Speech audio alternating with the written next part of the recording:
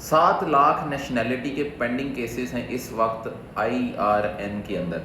इस सिचुएशन को बेहतर बनाने के लिए गवर्नमेंट ने कुछ इकदाम किए हैं। वो इकदाम क्या हैं? सबसे पहले लिस्बन जो रजिस्ट्री है उसके अंदर 4 नए स्टाफ जो है वो काम शुरू कर रहे हैं। इसके साथ साथ जो सेंट्रल पोर्टो रजिस्ट्री है उसके अंदर 7 न्यू स्टाफ जो हैं वो काम करेंगे पेंडिंग केसेस को रिजॉल्व करने के लिए। ज़्यादा नंबर नहीं है लेकिन कुछ ना होने से बेहतर है।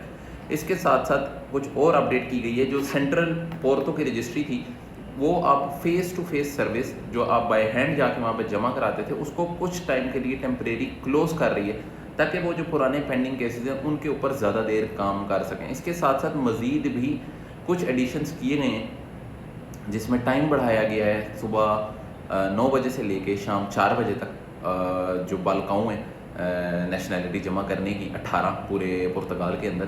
तो इस तरह के छोटे छोटे स्टेप्स लिए गए हैं जिससे गवर्नमेंट ये चाह रही है कि जो इसका टाइम पीरियड है नेशनैलिटी एप्लीकेशन को प्रोसेस करने का उसको कम किया जा सके। तो देखते हैं आने वाले दिनों के अंदर इससे क्या बेहतरी आती है। वीडियो को ज़्यादा से ज़्यादा शेयर करें। पुर्तगाल से रिलेटेड लेटेस्ट न्यूज़ और अपडेट्स के लिए फॉलो करते रहें। इमिग्रेंट्स की आवाज़ पार्लियामेंट में उठाने के लिए, जैसा कि तमाम लोगों को पता है कि 3 जुलाई को मीटिंग होने जा रही है एक पॉलिटिकल पार्टी के साथ। इस मीटिंग के लिए पहले तमाम लोगों को इन्फॉर्म किया गया था कि शायद पार्लियामेंट के आगे जमा होना है, लेकिन अभी ड्यू टू सिक्योरिटी रीजंस और इस रीज़न के थ्रू के जो दूसरी एंटी पॉलिटिकल पार्टीज़ हैं वो इस चीज़ का फ़ायदा ना उठाएं और फिर हमारे खिलाफ प्रोपेगेंडा ना करें।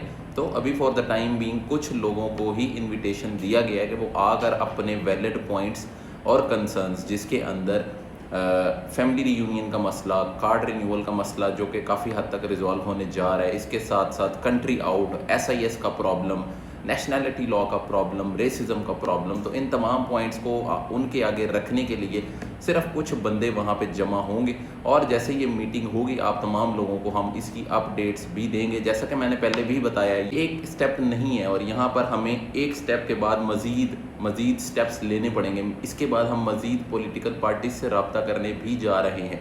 जैसा कि 1 से 4 तक स्ट्राइक चल रही है, तो एक दिन कुछ स्ट्राइक करने से या कोई बात करने से प्रॉब्लम्स रिजॉल्व नहीं होंगी। इसको थोड़ा सा टाइम लगेगा, तो आप लोगों ने हमारे साथ रहना है, इमिग्रेंट्स और अपने हक के लिए खड़े रहना है और पूरी कोशिश की जा रही है कि जितने भी इश्यूज़ हैं उनको रेज किया जाए। पुर्तगाल से आपके लिए ब्रेकिंग न्यूज लेकर आने रेजिडेंस परमिट रिन्यूअल के हवाले से सबसे पहले आयमा ने अपने पेज के ऊपर पोस्ट किया, वहां पे जाके डिटेल्स भी चेक कर सकते हैं। मैं एक्सप्लेन कर देता हूं क्या है।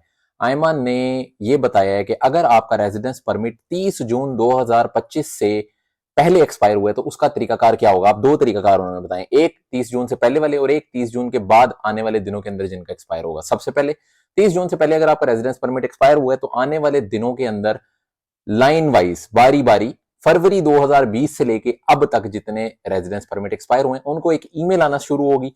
ईमेल के बाद क्या होगा, आपको एक पोर्टल के थ्रू नोटिफिकेशन बनाया, आपको पोर्टल के ऊपर आपने जाकर अकाउंट बनाना होगा जो कि है services.ima.gov.pt। ठीक है, जब आपके अकाउंट बन जाएगा इसके बाद नेक्स्ट स्टेप क्या होगा कि आपके जो क्रेडेंशियल्स हैं वैलिडेट होंगे। वैलिडेट होने के बाद आपको एक पेमेंट का डॉक्यूमेंट जनरेट हो जाएगा जिसको DUC बोलते हैं। जैसे वो डॉक्यूमेंट जनरेट हो जाएगा आपने 10 दिन के अंदर अंदर इसकी पेमेंट करनी है, माइंड में रखना है 10 दिन के अंदर। ठीक है, 10 दिन के अंदर जब आपकी पेमेंट वैलिडेट हो जाएगी तो आपको एक ईमेल रिसीव होगी जिसमें आपको बताया जाएगा कि किस दिन कौन से आईमा स्पेशल सर्विसेज सेंटर में आपने आना है। ठीक है, उस दिन आप जाएंगे, आपके बायोमेट्रिक्स होंगे और आपके डॉक्यूमेंटेशन को चेक किया जाएगा। जो भी रिक्वायर्ड डॉक्यूमेंटेशन होगी वो ईमेल में लिखी भी आएगी। सारे डॉक्यूमेंट्स को एनालाइज करने के बाद आपको कार्ड जो है वो डिलीवर कर दिए जाएंगे। ये है 30 जून से पहले वालों का प्रोसेस। 30 जून से बाद वालों का प्रोसेस मैं नेक्स्ट पार्ट के अंदर बताता हूँ।